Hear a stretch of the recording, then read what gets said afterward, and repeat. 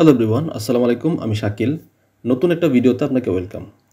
তো এখন মূলত আমরা ইন্টিগ্রাল ক্যালকুলাস নিয়ে কথা বলবো। ওকে, তো ডেটা সায়েন্সে ইন্টিগ্রাল ক্যালকুলাসের গুরুত্ব অনেক, বাট স্পেসিফিকলি মেশিন লার্নিংয়ে আপনি যদি পার্শিয়াল ডেরিভেটিভের সাথে কম্পেয়ার করেন তাহলে একটু কম ইউজ করা হয়। ওকে, বাট অনেক জায়গা আছে যেখানে ইন্টিগ্রাল ক্যালকুলাস লাগবে আপনার।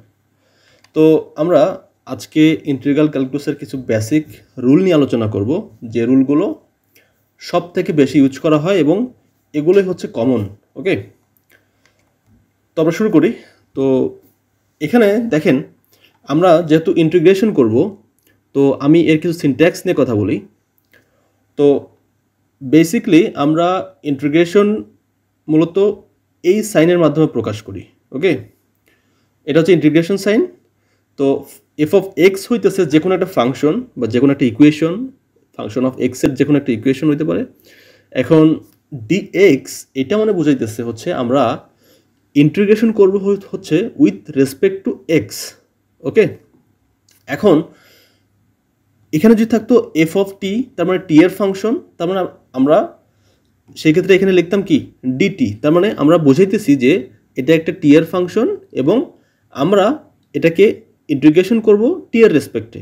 ওকে, সো এখানে আমরা যদি এই এক্সাম্পলটাই নিয়ে কথা বলি যে এক্স স্কোয়ার ডিএক্স, তার মানে এখানে বুঝাইতেছে হচ্ছে আমরা এক্স এর রেসপেক্টে ইন্টিগ্রেশন করব, এবং টি স্কোয়ার ডিটি এটা মানে বুঝাইতেছে আমরা টি এর রেসপেক্টে ইন্টিগ্রেশন করব। ওকে, তো এগুলো হইতেছে বেসিক কনসেপ্ট, আমার মনে হয় আপনারা বুঝতে পারছেন।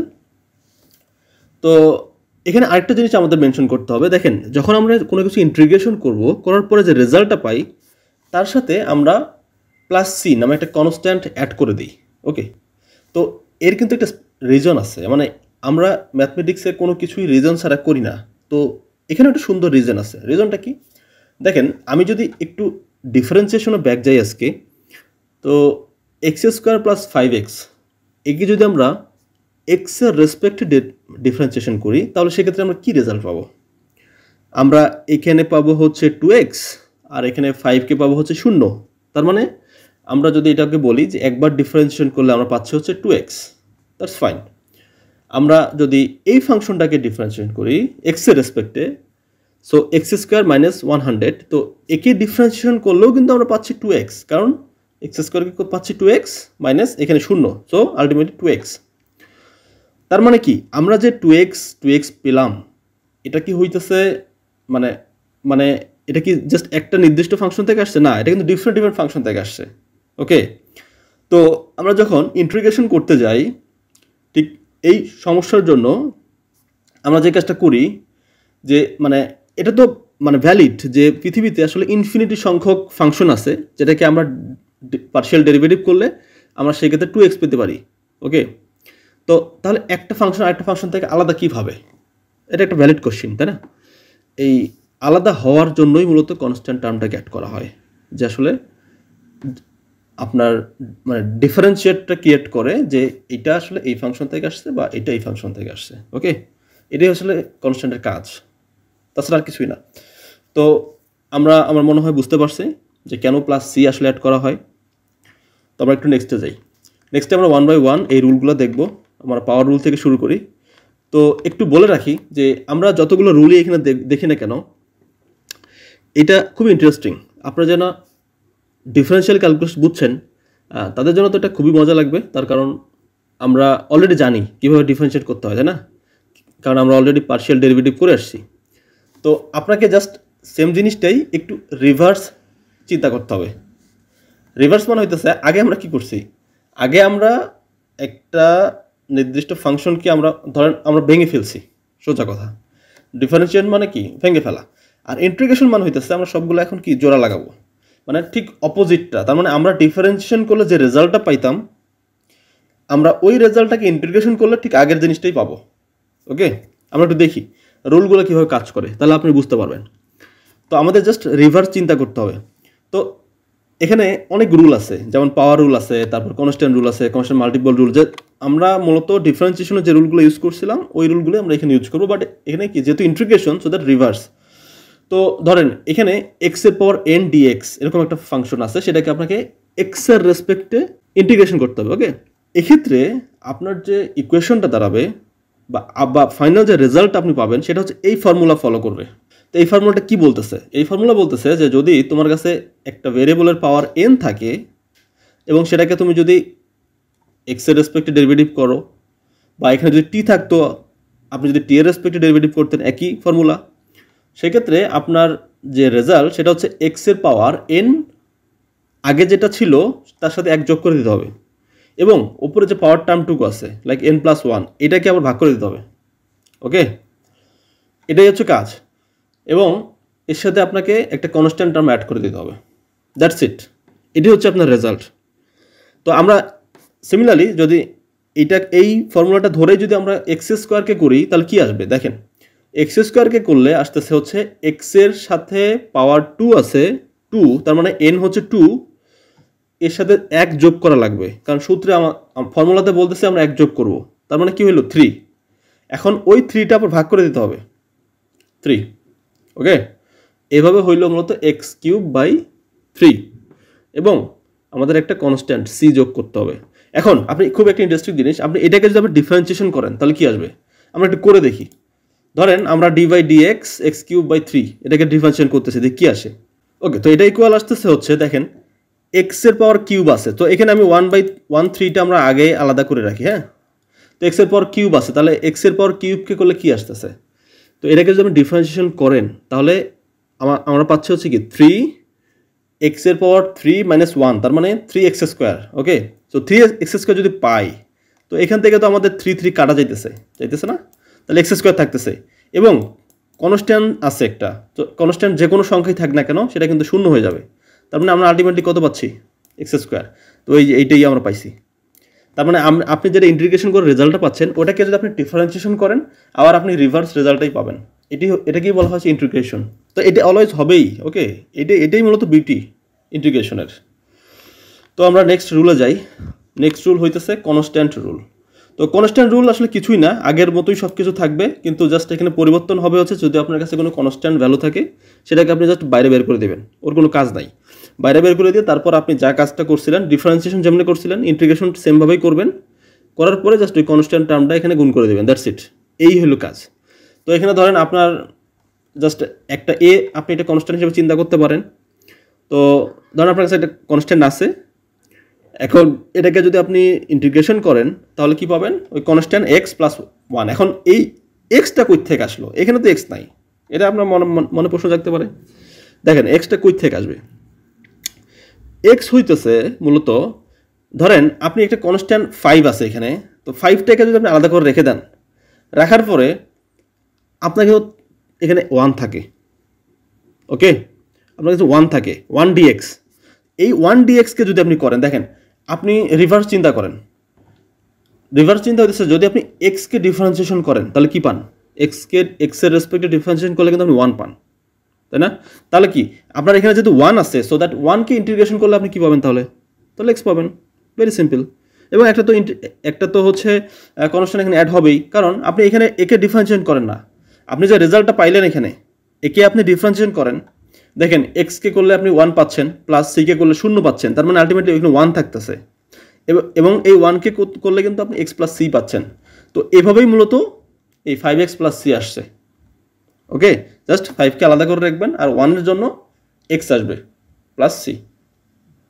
ওকে, আমার মনে হয় আপনি কনস্ট্যান্ট রুলটাও বুঝছেন। এবার নেক্সট রুলে যাই। নেক্সট হচ্ছে কনস্ট্যান্ট মাল্টিপল রুল। এখন আগে তো শুধুমাত্র 1 2 3 5 একটা কনস্ট্যান্ট ছিল, এখন ওর সাথে যদি আরেকটা ফাংশন থাকে তাহলে কি হবে, যেমন ফাংশন মানে হইতেছে ধরেন একটা কনস্ট্যান্ট আছে যেমন 3 আছে, এবং ওর সাথে f(x) মানে একটা x এর ফাংশনও আছে, ফাংশনটা কি x²। ওকে, তো একে যদি আপনি ইন্টিগ্রেশন করতে চান তাহলে কি করবেন, আপনি এখানেও কনস্ট্যান্টটা আলাদা করে রেখে দেন, বাইরে বের করে দেন, বার করে দিচ্ছেন, তারপর কি আছে x²dx আছে না, এবার এই টার্মটুকুকে আপনি ইন্টিগ্রেশন করেন ওই আগের মতোই, x² করলে x³ হবে /3 আসবে, আর ওই 3 আর এই 3 কাটাকাটি যাবে, গেলে আলটিমেটলি x² থাকবে। তো এই হইল মূলত আপনার মানে মেইন কাহিনী আর কি, বুঝছেন তো আমি কি বলছি। মানে এই যে এখানে x² আছে না, x² এর সাথে জাস্ট 1 যোগ হবে, তার মানে কিউব হয়ে গেছে, আবার ওই টার্মটুকু তো নিচে আসবে, এই যে এখানে দেখেন এই সূত্রটা দেখেন, নিচে যেহেতু 3 আসতেছে তার মানে কি এইদিকে 3 আছে, এখানে নিচে 3 আছে, তার মানে কি কাটা যাবে, কাটা গেলে আলটিমেটলি কি থাকবে x² মানে x³ থাকবে। তো এই আর কি, এটা হচ্ছে কনস্ট্যান্ট মাল্টিপল রুল। এবার আসতেছে হচ্ছে সাম অথবা ডিফারেন্স রুল। তো সাম অফ ডিফারেন্স রুল খুবই সিম্পল জিনিস, আগের মতোই। ধরেন আপনার একটা ফাংশন আছে x² + 2x বা এরকম x এর ফাংশন প্লাস বা x y এর ফাংশন তো থাকতে পারে। যদি এরকম যোগ অবস্থায় থাকে তাহলে আপনি কি করবেন, জাস্ট আপনি x² এর সাথে dx-টা আপনি গুণ করে দিবেন, আবার 2x এর সাথে এটা গুণ করে দেবেন, দিয়ে দুইটা সেপারেট করে দেবেন। তো দুইটাকে সেপারেট করে দিয়ে আপনি এর উপর আলাদাভাবে ইন্টিগ্রেশন করবেন, এর উপর আলাদাভাবে ইন্টিগ্রেশন করবেন, ঠিক সেম আপনি যেভাবে ডিফারেন্সিয়েশন করছেন তার অপোজিট। তো করার পরে যে রেজাল্টটা পাবেন সেটাই আর কি আপনার ফাইনাল রেজাল্ট। ওকে, এখানে আসলে নতুন কিছুই নাই যেটা আপনাকে আমি বুঝাবো আর আপনি বুঝবেন না। এরপরে আমরা দেখি হচ্ছে এক্সপোনেনশিয়াল রুল। এখন এক্সপোনেনশিয়াল টার্মের মধ্যে আমরা প্রিভিয়াসলি কি দেখছিলাম যে ই পাওয়ার এক্সকে ডিফারেন্সিয়েশন করলে কি আসে, ই পাওয়ার এক্সকে ডিফারেন্সিয়েশন করলে কিন্তু ই পাওয়ার এক্সই আসে। ওকে, এটা মাথায় রাখবেন। এখন আপনি যদি ই পাওয়ার এক্সকে ইন্টিগ্রেশন করেন তাহলে কি আসবে, যেহেতু ডিফারেন্সিয়েশন করলে ই পাওয়ার এক্স আসে, তো ইন্টিগ্রেশন করলে ওই একই ওই জিনিসটাই আসার কথা, তাই না? ওটাই আসবে, ই পাওয়ার এক্সই আসবে, এবং এখানে একটা কনস্ট্যান্ট অ্যাড করা হবে। ওকে, এখন যদি এরকম থাকে যে ই পাওয়ার এক্স না ই পাওয়ার 2x আছে, একে ইন্টিগ্রেশন করলে কি আসবে, একে ইন্টিগ্রেশন করলে আসবে হচ্ছে হাফ ই পাওয়ার 2x + c। এখন আপনার মনে প্রশ্ন জাগতে পারে যে এটা কীভাবে আবার হাফ আসলো কেন, ই পাওয়ার 2x আছে, ই পাওয়ার 2xই আসতো, কিন্তু হাফ কেন আসলো? এর রিজন আছে।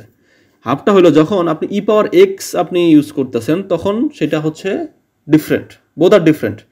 যেহেতু 2x আছে, সো দ্যাট এখন আর এই আগের মতো করলে চিন্তা করলে হবে না, এখন আপনাকে অন্যভাবে চিন্তা করতে হবে। অন্যভাবে কি, আপনি আরেকটা ফর্মুলা আছে, সেই মানে ই পাওয়ার এ এক্স সামথিং এরকম একটা ফর্মুলা আছে, ওইটা ফলো করতে পারেন। অথবা এটা কিভাবে আসলো আপনি যদি আরেকটু ডিটেলসে যান তাহলে আপনি নেক্সট স্লাইডে বুঝতে পারবেন। যেমন এইটা, তো ই পাওয়ার 2x এই টার্মটুকে আমরা ইউ ধরছি, ধরেন আমরা ইউ ধরছি। ওকে, যদি আমরা এটাকে ইউ ধরি তাহলে কি আসবে, d/dx ইউ, d/dx ইউ মানে হইতেছে আলটিমেটলি 2 কেন, আমি যদি আপনাদের একটু দেখাই, ধরেন আপনি এইভাবে ধরছেন যে d/dx, হ্যাঁ এখানে ধরছেন কি ইউ, এখন ইউকে আপনি 2x ধরছেন, তো ইউ যদি 2x হয় তাহলে কি আসতেছে d/dx, এখানে তো কি 2x, তো 2x কে আপনি যদি ডিফারেন্সিয়েশন করেন তাহলে কি আসবে, x এ করলে 1 আসে, তো x কে করলে যদি 1 আসে তার মানে আর 2 থাকতেছে, তার মানে এইটা ইকুয়াল আসবে হচ্ছে 2। এভাবেই মূলত এখানে 2 আসছে।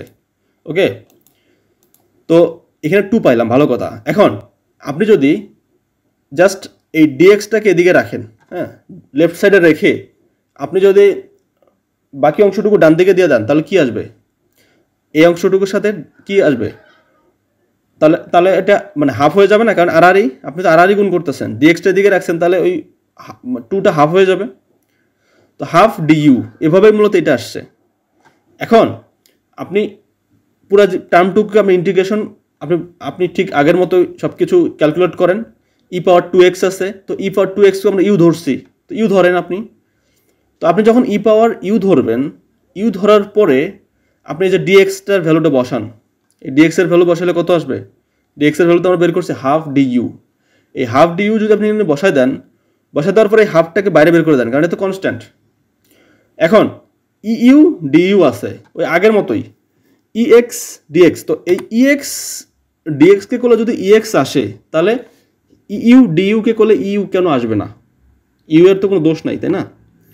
ঠিক সেম এইভাবেই ইউটাই আসছে, যেভাবে ইএক্স আসছিল, মাঝখান থেকে এখানে হাফ আসছে। ওকে, এখন এই ইউ এর তো একটা ভ্যালু আমরা ধরছিলাম 2x, এই 2xটা এখানে বসাই দেন, জাস্ট ইউটাই আসবে, সো 2xটা বসাই দিলে জাস্ট ই এর পাওয়ার 2x, এই হাফটা মাঝখান থেকে আসছে। ওকে, তো এটা এত কষ্ট করে আপনাকে বুঝতে হবে না, এর একটা ফর্মুলা আছে, এই জাস্ট এইটাকে এই রুলটা যদি আপনি মনে রাখেন তাহলেই হবে। সেটা হচ্ছে, এটা আমি এর আগের স্লাইডে ছিল, এটা হচ্ছে এইটা যে ই পাওয়ার যদি আপনি এ থাকে, এ মানে হচ্ছে কনস্ট্যান্ট, ধরেন 2 3 4 5 যা আছে এ এক্স ডিএক্স এরকম যদি কিছু থাকে তাহলে আপনি বসাবেন 1/a E power x, that's it. So ওইটাই কিন্তু হয়েছে যে এ এখানে 2 ছিল, তো 1/2 ই পাওয়ার 2x। ওকে, এই ফর্মুলা মনে রাখলেই হবে। এটা গেল কি এক্সপোনেনশিয়াল রুল। এবার আসতেছে হচ্ছে এই যে লগ রুল। ওকে, তো লগ রুল মানে এখানে আরেকটা জিনিস আপনাকে বুঝতে হবে। তো প্রিভিয়াসলি আমরা যখন ডিফারেন্সিয়েশন করছিলাম তখন কিন্তু আমরা একটা জিনিস দেখছিলাম, এই জিনিসটা হইতেছে যে যদি আপনি লন এক্সকে ডিফারেন্সিয়েশন করেন তাহলে কি পাবেন? তাহলে আপনি পাবেন 1/x। ওকে, তো লন এক্সকে যদি আপনি ডিফারেন্সিয়েশন করলে যদি 1/x পান, ওকে, তাহলে 1/xকে ইন্টিগ্রেশন করলে কেন আপনি লন এক্স পাবেন না? তাই না? Simple question. তো এভাবেই এই 1/xকে আমরা মূলত লন এক্স, আপনি চাইলে এটা একটা ফর্মুলার মতোই অনেকটা, মানে জাস্ট কমন সেন্স, মানে যারা মোটামুটি আপনি ক্যালকুলাস নিয়ে কাজ করছেন, তো এইটা এই ধরনের রুলগুলো নর্মালি মুখস্থ থাকে। হ্যাঁ, আমাদের নর্মালি এটা মেমোরাইজ থাকে যে আপনার 1/xকে করলে লন এক্স আসবে, লন এক্সে করলে 1/x আসবে। হ্যাঁ, এগুলো জাস্ট মুখস্থ রাখার জিনিস আর কি। তো এটা মানে কিভাবে আসছে সেটা তো আমি বললাম এখানে, যেহেতু আমরা লন এক্সকে ডিফারেন্সিয়েশন করলে 1/x পাচ্ছি, তো ওই একইভাবে আমরা ওইটাকে ইন্টিগ্রেশন করলে ঠিক সেম পাচ্ছি। ওকে, আর এখানে যেহেতু 1/3 আছে, তো 1/3টা আমরা আলাদা করে রাখার পর ও যে 1/xটা আছে, এই টার্মটুকু আছে, এই টার্মটুকু নিয়ে আমরা কাজ করি। তো এই টার্মটুকু করলে জাস্ট লন এক্স আসে, এই আর কি। প্লাস সি তো আমরা কেন ইউজ করি সেটা তো আমি একটু আগেই বললাম। ওকে, তো এটা হচ্ছে লগ রুল। তো আমার মনে হয় আপনারা আসলে ইন্টিগ্রেশন সম্বন্ধে একটা মোটামুটি একটা ভালো আইডিয়া পাইছেন। এখন এই কনসেপ্টটা ইউজ করে আপনারা যে কোনো ধরনের ইন্টিগ্রেশন করতে পারবেন। ওকে, ইন্টিগ্রেশনের কাজটা আমি সহজ করে দিলাম। তো এই যে ম্যাথমেটিক্যাল কাজগুলো আপনাদের কাছে আমি সহজ করে দিচ্ছি, তো এটা মানে কি বলবো, আপনারা যদি রিয়েলি বেনিফিটেড হন এই কোর্স থেকে, অবশ্যই আপনি কমেন্টে জানাতে পারেন, তাই না? তো আপনার জানানো উচিত আপনি এখান থেকে বুঝতেছেন কি না। তো এতটুকু আমি ডিজার্ভ করি, আই বিলিভ। তো ভালো না লাগলেও বলবেন যে ভালো লাগে না, আমার সমস্যা নেই, আমি হ্যাপি। আপনাদের ফিডব্যাক জাস্ট আমার ইম্পর্টেন্ট আমার কাছে। আমি এক্সপেক্ট করবো আপনারা অ্যাটলিস্ট এই ভিডিওতে ফিডব্যাকটা জানাবেন যে আমার ভিডিওগুলো কেমন লাগতেছে।